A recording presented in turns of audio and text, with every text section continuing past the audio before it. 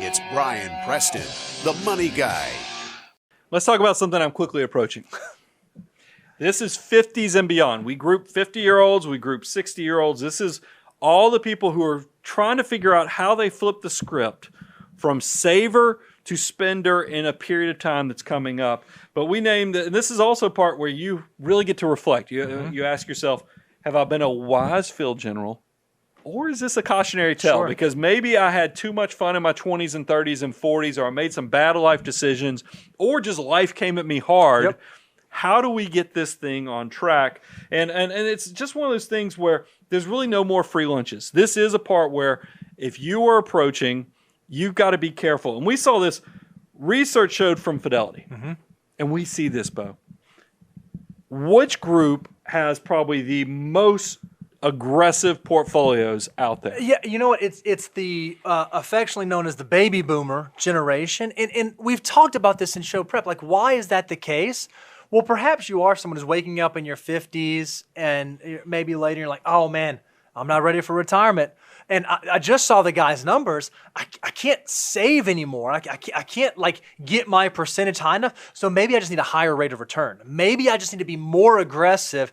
Maybe 6%, 7%. Well, maybe I just need to be really aggressive. Throw it all out there. Have 100% equity allocation because I've got to make up for lost time. Well, it's easier said as you're trying to get 3 decades of savings in 10 years. That's right. So the way people do that is they go way too aggressive. It's not uncommon. You see a 50-something-year-old at a 401k presentation that's chosen everything they think that has technology built into the investment options.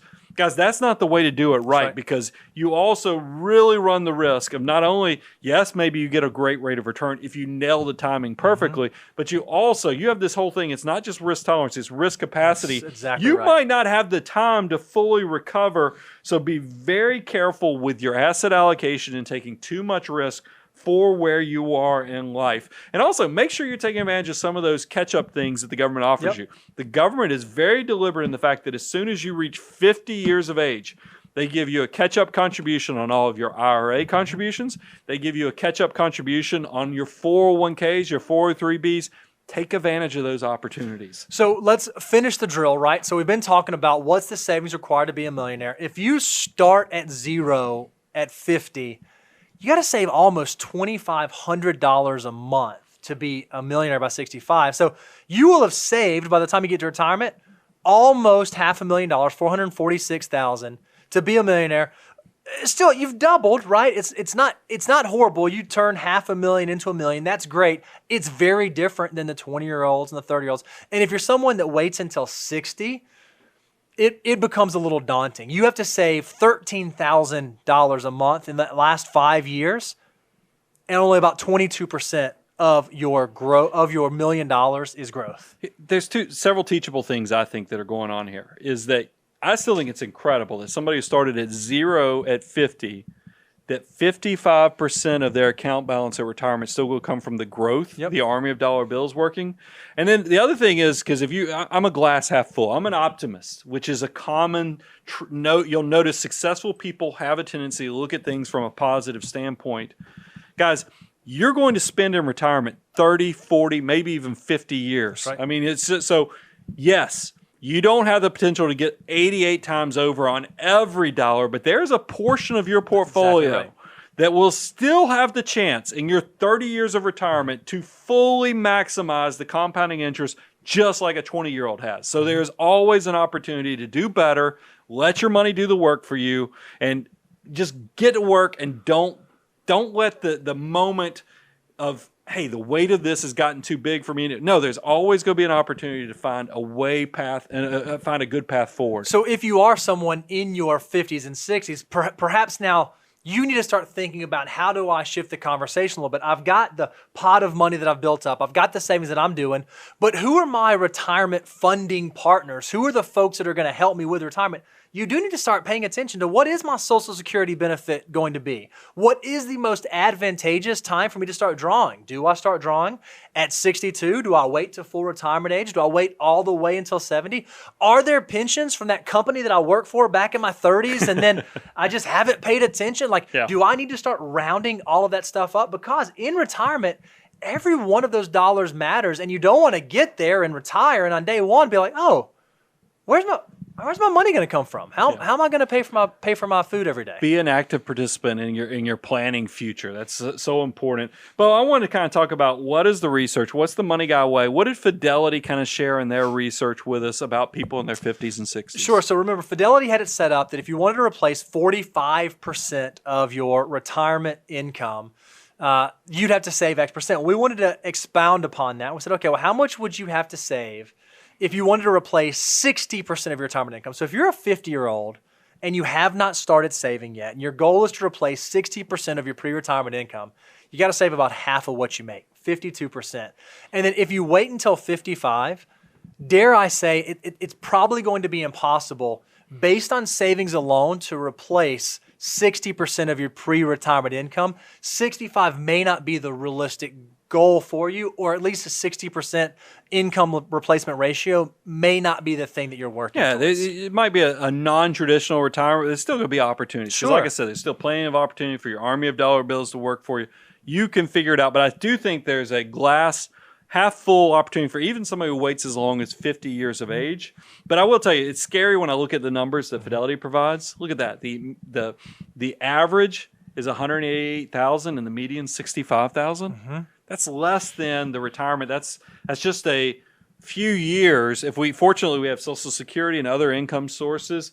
We want you, if you did this the Money Guy way, we want you at 50 to have, at 60 years of age to have 8.1, essentially 8 times your income.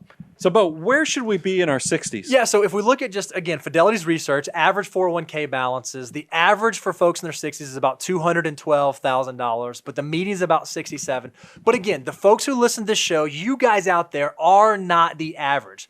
How much should you have saved by the time that you get to retirement? How do you know if you've actually reached financial independence?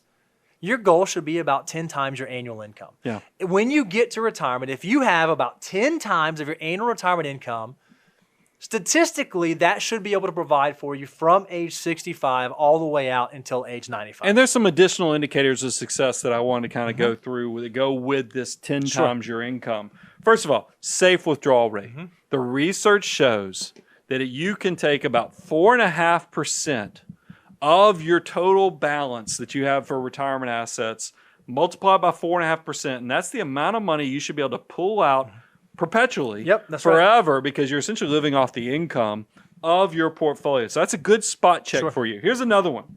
We saw 10 times income. Well, we know once 10 times income is, you're like, well, how does that work? Realize you don't retire off of your income because you don't pay income taxes anymore. You're not saving you don't anymore? pay as much. I should qualify. You still pay income. You get to control it. You get to control it a lot better. Plus, you don't have to save for retirement. So your living expenses are going to be substantially lower than what your income was when you retire. So what the better indicator of retirement success is, go figure out what your living expenses in retirement will be, multiply that by 25. Compare that to your 10 times income, and I think you'll be surprised, pretty close to each other. And then we always like to talk about the Millionaire Next Door formula. All that formula is take your age times your income and then divide it by 10. Yep, that'll tell you where you're going to be if you're going to be an average accumulator of wealth. But again, if you want some of that Money Guy special sauce, we want you to be prodigious accumulators of wealth. So to know if you're really on the financial mutant track, do that formula, age times income divided by 10. And then multiply it by 2. That is a prodigious accumulator of wealth. So, but we covered a lot. We went through 20-year-olds, 30-year-olds, all the way up through 60-year-olds. There's a lot to cover. The biggest thing I would say is understand what you can control, because wealth creation is incredibly simple, but it's far from easy because there's so many distractions. There's so many things coming at you with consumerism, credit cards. There's all these debt potholes that you can fall into. Kind of understand, take inventory of what you have, what's going to create success.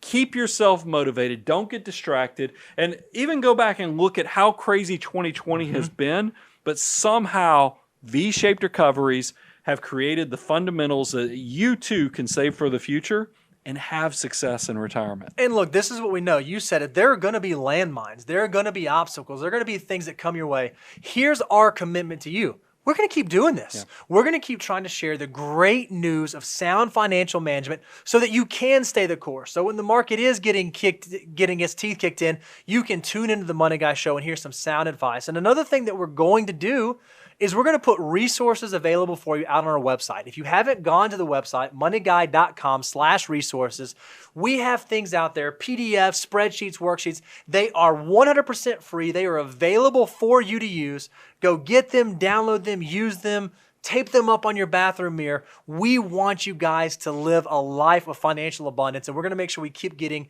this great information in front of you. Speaking of abundance, we have clients in 41 states. That's right.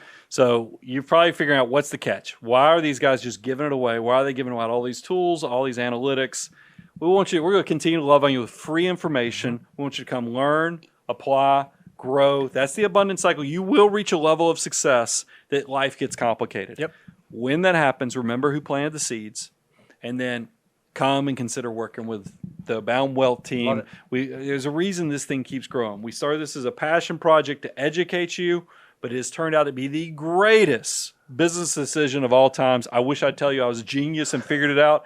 It's more because I think the intent was deliberate, and we knew that you just can't outgive, what success and abundance can come your way. You just pay it forward, and we have definitely been the beneficiaries of that. Absolutely. So I'm your host, Brian Preston, Mr. Bo Hansen, Money Guy team, out.